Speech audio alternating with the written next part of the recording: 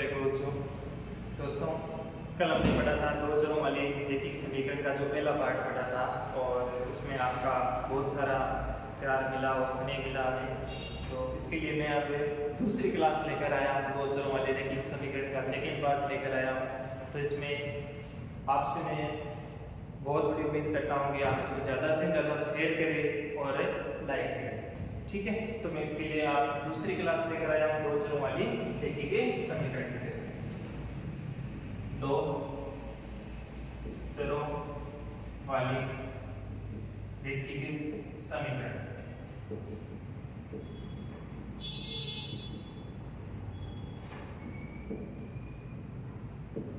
दो चरों वाली रैखिक समीकरण।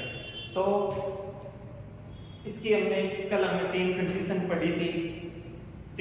पढ़ी थी और आपको उसके एक दो उदाहरण करके भी मैंने बताए थे। एक बार मैं फिर से फटाफट को रिवाइज कर देता हूँ तीनों कंडीशन में। जो तीन शर्त थी, पहली शर्त ये थी कि यदि a1 बटा a2 और b1 बटा b2 इन दोनों का मान आपस में इक्वल बराबर नहीं है तो क्या होगा कि जो एक अद्वितीय हल निकल कर आएगा। एक अद्वितीय हल का मतलब ये हुआ कोई एक आंसर निकल कर आएगा, ठीक है। और यदि तीनों का मान आपस में बराबर हो, यदि तीनों का मान आपस में बराबर हो तो क्या होगा कि इसके अनंत हल निकल कर आएंगे। कितने हल है? अनंत हल निकल कर आएंगे, ठीक है। और तीसरी कंडीशन मैंने ये बताई कि यदि a1 बटा a2 और b1 बटा b2 और c1 बटा c2 इन दोनों का मान आपस में बराबर हो, इसका बराबर है ना। यदि a1 बटा a2 और b1 बटा b2 इन दोनों का मान आपस में बराबर है, ठीक है, तो क्या होगा उस समीकरण, उस जोड़े का कोई हल नहीं निकल कर आएगा, कोई हल नहीं होगा, ठीक है, कोई हल नहीं।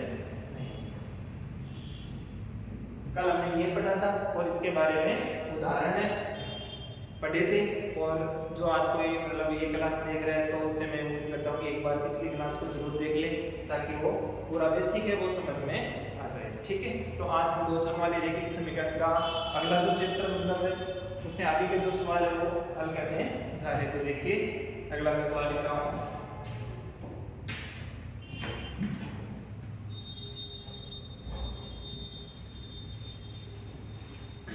देखिए मैं अगला सवाल लिख रहा हूँ, 2x प्लस 5y बराबर 8 समीकरण नंबर 1 और दूसरी समीकरण लिख रहा हूँ मैं 3x प्लस माइनस 4y बराबर 6 समीकरण नंबर 2।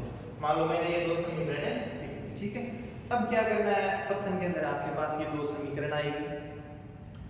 अब इन दो समीकरणों को सरल किस प्रकार करना है, ठीक है। x और y की वैल्यू हमें निकालनी है, तो x और y की वैल्यू किस प्रकार निकलेगी आपको मैं बता देता हूँ। आपको मैं दो तीन तरीके से बताने वाला हूँ, जिसमें से आपको जो तरीका बेस्ट लगे उस तरीके को आप एग्जाम के अंदर फॉलो करना, ठीक है। तो देखिए एक तो तरीका पहला ये है जो हमें बेसिक क्लासों के अंदर 10th क्लास या 9th क्लास के अंदर हम पढ़ते भी आए हैं। तो सबसे पहले तो मैं वो तरीका बताऊंगा। फिर एक क्या है कि एग्जाम के अंदर क्या होता है कि एक शॉर्टकट तरीका अपनाना होता है जिसमें कम टाइम लगे, ठीक है। तो कम टाइम के अंदर उसका आंसर निकालने के लिए भी मैं आपको ये तरीका बताऊंगा, ठीक है।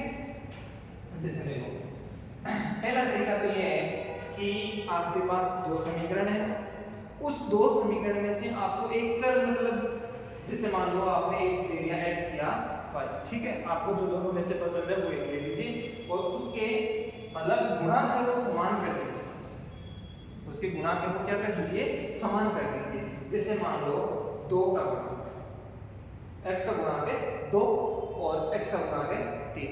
अब 2 और 3 को दोनों को बराबर कर दो, मल्टीप्लाई कर दो, क्या कर दो, बराबर कर दो।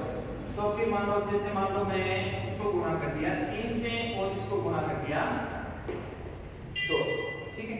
3 दूनी 6 और 2 दिया 6, ठीक है। तो इस पूरी इक्वेशन को 3 से मल्टीप्लाई हो जाएगा और इस इक्वेशन को इससे मल्टीप्लाई हो जाएगा 2 से मल्टीप्लाई हो जाएगा, ठीक है। तो मैं कर देता हूँ 3 इंटू 2 6x, ठीक है। 3 इंटू 5 15y, 3 इंटू 8 24, ठीक है।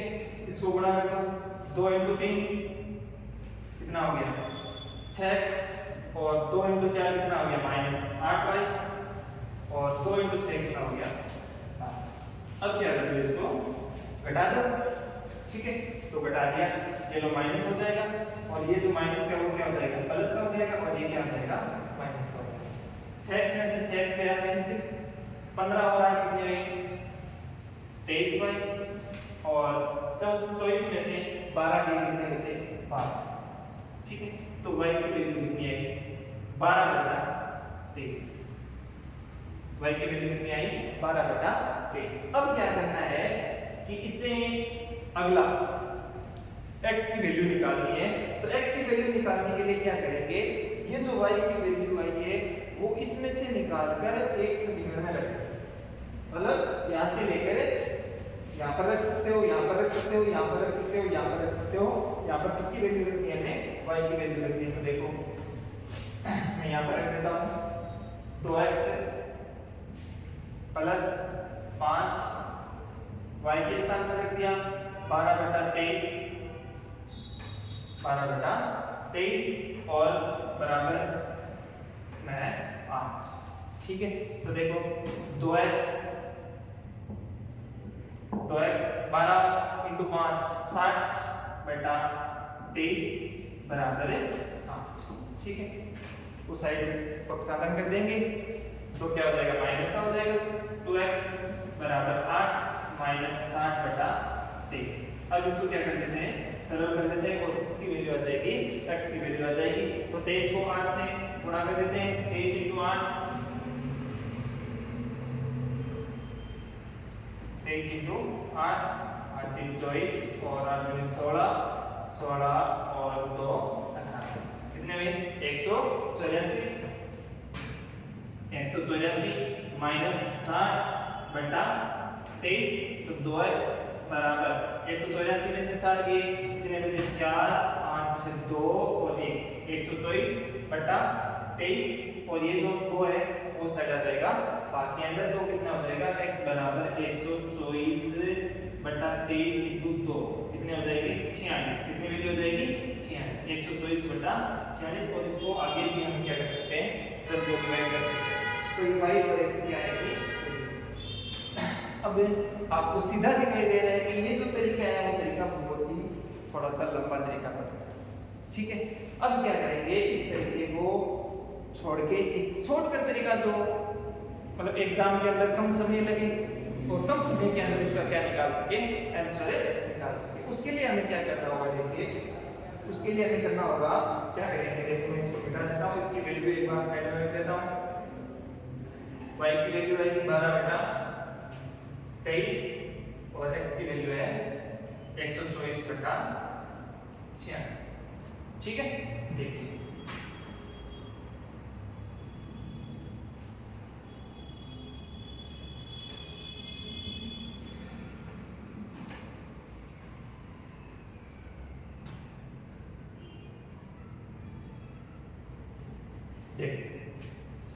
दो समीकरण हमारे पास। सबसे शॉर्ट तरीका ये है कि जैसे मान लो सबसे पहले इसको गुणा कर दो, 2 को किससे गुणा कर दो 6 से। पहले इसको क्या कर दो गुणा कर दो, 2 इंटू 6 कितने हुए 12, कितने हुए 12। अब बीच में चिन्ह हमें रखना है माइनस का, किसका रखना है माइनस का रखना है, ठीक है। और 3 को किससे गुणा कर दो 8 से, 3 इंटू 8 ये कितना हो गया 24, ठीक है। अब क्या करना है, फिर 2 को किससे गुणा कर दो आप 4 से, एक बार 2 को 6 से, ठीक है। अब 2 को किससे गुणा करना है 4 से। यहाँ पर केवल 4 नहीं है, यहाँ पर कितना है -4, कितने 4 है -4, 2 इंटू -4 कितने हो जाएंगे -8, ठीक है। और बीच में भी चिन्ह किसका रखना है माइनस का रखना है। और अब 3 को किससे गुणा करेंगे 5 से, 3 को 8 से करते हैं एक बार, अब 3 को किससे गुणा करेंगे 5 से। ये लो 3 को कर दिया 5 से, 5 दिया, ठीक है। अब सरल कर लो इसको, 12 माइनस 24 कितने हुए माइनस के 12 और माइनस के 8 और माइनस के 15 कितने हुए माइनस के 23, माइनस से माइनस कैंसिल और ये वैल्यू आई 12/23। इस प्रकार जो भी वैल्यू निकल कर आएगी वो वैल्यू किसकी होगी y की वैल्यू होगी, y बराबर 12/23, ठीक है। और फिर y की वैल्यू या तो इस समीकरण के अंदर रखकर सॉल्व कर लो हो जाएगी। और इसके अलावा जो एक तरीका और है मैं आपको बता देता हूँ, एक तरीका ये है कि आपको एग्जाम के अंदर ऑप्शन दिए हुए होंगे, ठीक है, 4 ऑप्शन दिए हुए होंगे, आप उन ऑप्शन में से क्या करेंगे जो वैल्यू है वो निकाल कर यहाँ पर रख सकते हैं। यदि बराबर में 8 आ रहा है तो वो ऑप्शन क्या हो जाएगा करेक्ट हो जाएगा, ठीक है। तो इस प्रकार हमें सरल कर सकते हैं।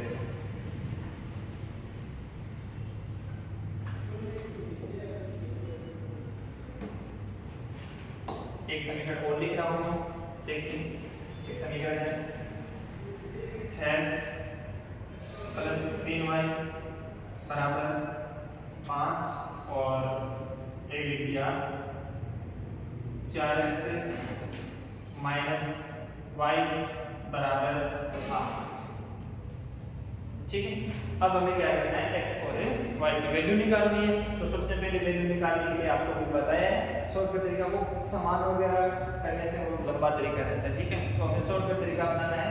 तो सबसे पहले किसको करेंगे 6 को 8 से गुणा कर देते हैं। तो 6 को 8 से गुणा करने पर 8 × 6 48, ठीक है, माइनस और 4 को फिर किससे गुणा करना है 5, ठीक है। तो 4 × 5 कितना होगा 20 बटा, ठीक है। और फिर 6 को किससे गुणा करेंगे, यहाँ पर y नहीं है, यहाँ पर y के पीछे क्या है 1, क्या है 1 है। तो 6 को 1 से नहीं -1 से गुणा करेंगे तो कितना होगा -6 और आगे जी किसका माइनस का 6 को -1 से गुणा करते हैं। अब हमें क्या करना है 4 को किससे गुणा करना है 3 से गुणा करना है। 4 को 3 से गुणा किया 4 दिया 12, 48 में से 20 के कितने बचे 28 और माइनस का 6 और माइनस का 12 हुआ माइनस के 18, ठीक है। तो ये वैल्यू किसकी निकल कर आई y की वैल्यू निकल कर आई 28/18 और इसको कैंसिल भी कर सकते हैं 2 से ये कैंसिल हो गया 14/-9। तो इसका आंसर कितना है -14/9। ये वैल्यू किसकी आई y की वैल्यू आई और ये y की वैल्यू किसके अंदर रख सकते हैं इस समीकरण के अंदर निकाल कर रख सकते हैं और इसकी वैल्यू आ जाएगी x की वैल्यू आ जाएगी, ठीक है। एक तो ये तरीका है। आपको एग्जाम के अंदर कोई भी 2 इक्वेशन दी हुई होगी, उन 2 इक्वेशन में से आपको फटाफट ये मान रख कर क्या करना है सरल करना है, ठीक है।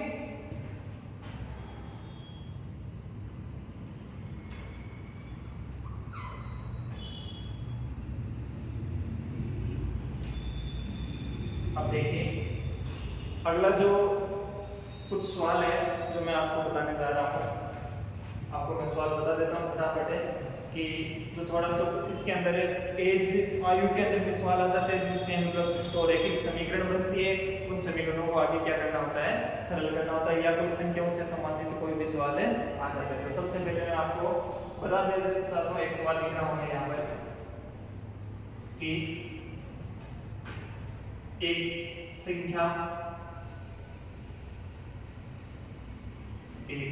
संख्या जो 10 और 100 के मध्य है। 10 और एक संख्या जो 10 और 100 के मध्य है, ठीक है। तो 10 और 100 के मध्य है तो आपको कन्फर्म पता है वो संख्या कितने अंकों वाली होगी 2 अंकों वाली होगी। 10 और 100 मतलब 11 to 99 कितने अंकों की संख्या होगी 2 अंकों की संख्या होगी, ठीक है। अब क्या कह रहा हूं कि उस संख्या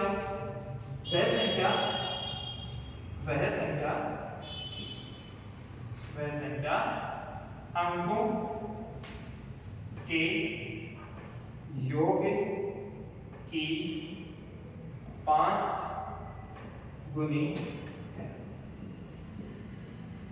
5 गुनी वह संख्या अंकों के योग की कितनी गुनी है? 5 गुनी है। और उस संख्या में 9 जोड़ देने पर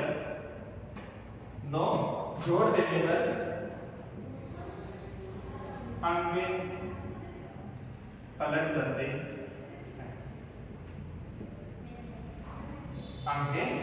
जाते हैं। आपके पास ऑप्शन है 45, ऑप्शन बी है 54, ऑप्शन से 63 और ऑप्शन में है 34। ठीक है, 4 ऑप्शन आपके पास दिए हुए हैं। अब इस सवाल को सरल करना है। सरल किस प्रकार करके देखो, एक संख्या जो 10 और 100 के मध्य है, ठीक है, वह संख्या अंकों के योग की 5 गुनी है। अंकों के योग की कितनी गुनी है? 5 गुनी। सबसे पहले हम बेसिक तरीके से इस सवाल को सरल करेंगे। देखो किस प्रकार सरल करेंगे। देखो जैसे मान लो कोई भी संख्या, जैसे 2 अंकों की संख्या मान लो मैं ले ली 23। कितनी संख्या ले ली? 23 ले ली। अब इस संख्या को हम लिखेंगे किस प्रकार? इस संख्या को इस प्रकार लिखेंगे 20 + 3। इस प्रकार लिखते हैं, मतलब विस्तारित रूप लिखते हैं। इसको 1 से मल्टीप्लाई करते हैं और इसको किससे मल्टीप्लाई करते हैं? 10 से मल्टीप्लाई करते हैं।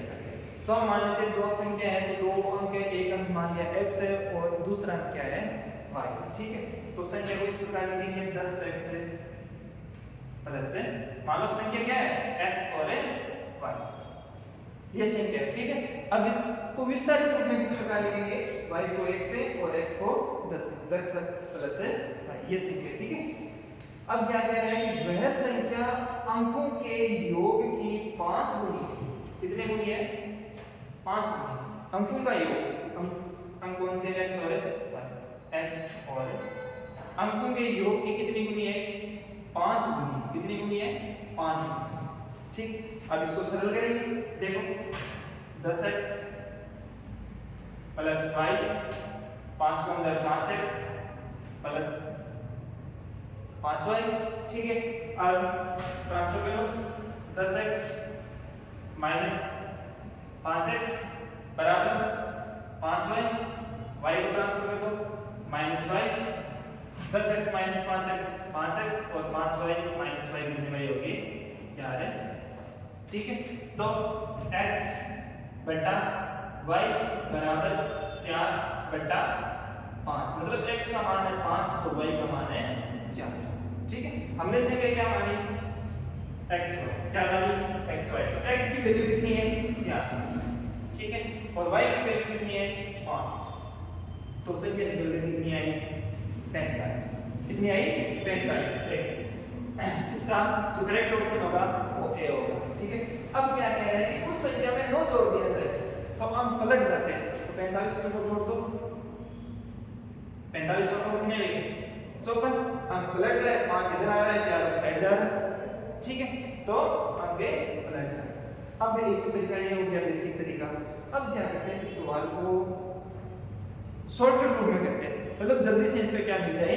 आंसर मिल जाए। तो किस प्रकार करेंगे? पहला ऑप्शन ले लिया। ठीक है, क्या कह रहा है? एक संख्या 10 और 100 के मध्य है, वह संख्या अंकों के योग की कितनी गुनी है? 5 गुनी। वह संख्या अंकों के योग की कितनी गुनी है? 5 गुनी है। तो सीधा शॉर्टकट एकदम इजी से इजी तरीका है। आप अंकों का योग कर दो, 4 और 5 9। अंकों के योग का 5 गुना, मतलब 9 का 5 गुना, 9 × 45। करेक्ट आ रहा है?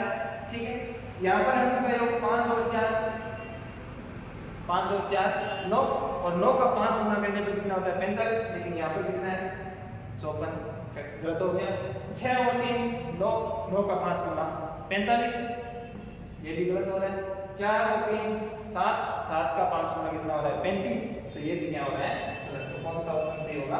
ए ऑप्शन है सही होगा। तो आज के लिए इतना ही।